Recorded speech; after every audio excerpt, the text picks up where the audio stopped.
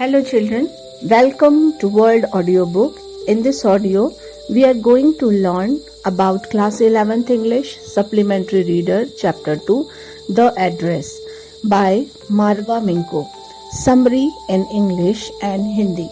The Address is written by Marga Minko, a Dutch author.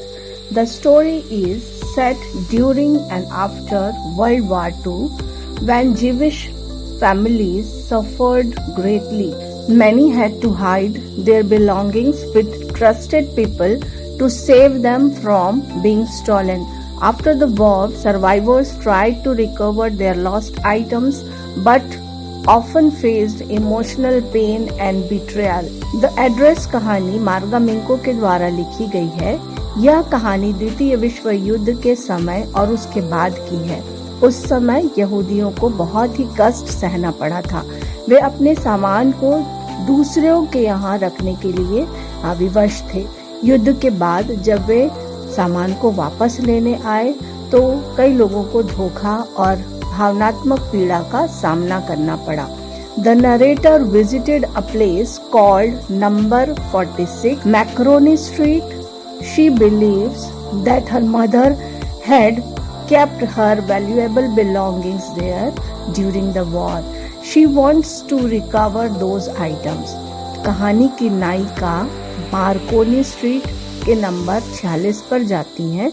उन्हें लगता है कि उनकी मां ने युद्ध के समय अपना कीमती सामान वहां रखा था। वह अपना सामान वापस लेने जाती हैं। When she reaches the house, a woman named Mrs. Dorling opens the door. She pretends not to recognize the narrator and refuse to let her in. जब वह घर पहुंचती है तो मिसेस डॉर्लिंग दरवाजा खोलती है। वह नायिका को पहचानने से इनकार करती हैं और उसे अंदर आने ही नहीं देती हैं। The narrator remembers how Mrs. Dorling used to visit their house frequently during the war and took away many valuable items for safe keeping. नायिका को याद आता है कि युद्ध के समय मिसेस डॉर्लिंग अक्सर उनके घर आती थी और सुरक्षित रखने के नाम से कई कीमती सामान ले जाती थी। After some time, the narrator visited the house again, and this time she is allowed inside. She sees her mother's belongings used carelessly and without respect. कुछ समय बाद नायिका फिर से उस घर जाती है और इस बार उसे अंदर आने दिया जाता है। वह देखती है कि उसकी माँ का सामान लापरवाही से इस्तेमाल हो रहा है। The narrator feels disturbed and realizes that those objects no longer hold the same emotional value. She decided to forget the address and move on. नायिका दुखी होती है और समझती है कि अब उन चीजों का भावनात्मक महत्व खत्म हो गया है। वह उस पते को भूलकर आगे बढ़ने का निर्णय लेती है।